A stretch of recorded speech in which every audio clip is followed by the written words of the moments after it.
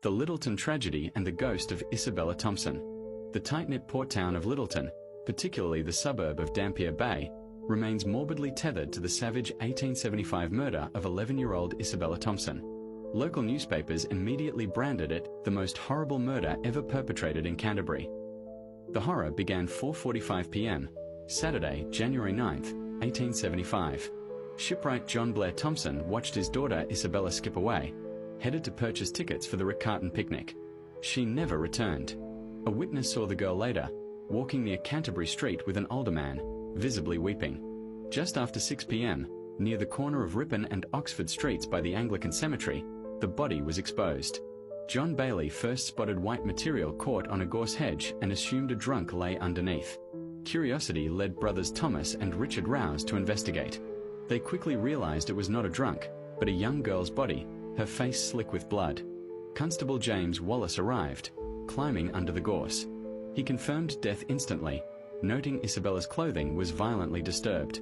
A large, savage cut ran from her left ear, around her throat, butchering the carotid artery. Death was instant. A man's bloody handkerchief lay at her shoulder. The 2 picnic tickets were still grasped tightly in her small fingers. The manhunt focused quickly on John Robinson Mercer, a transient ship's cook. Witnesses saw him stagger down Oxford Street, later catching a train to Christchurch with blood on his hands and face. Mercer offered a flimsy explanation. He had been killing a sheep for the crew of the Cleopatra. Evidence mounted relentlessly.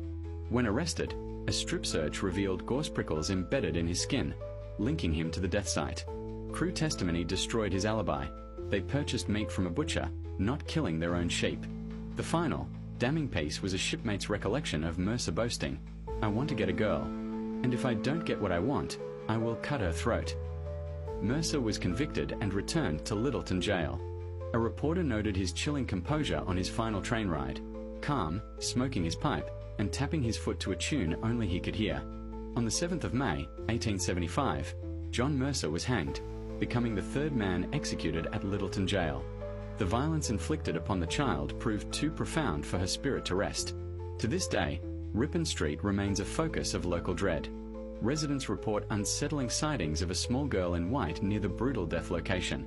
This spectral figure, the ghost of Isabella, appears perpetually sorrowful. The chilling, unsettling voice of a young child is occasionally heard calling out, only to have the form vanish when someone stops to help, leaving her suffering unresolved in the night.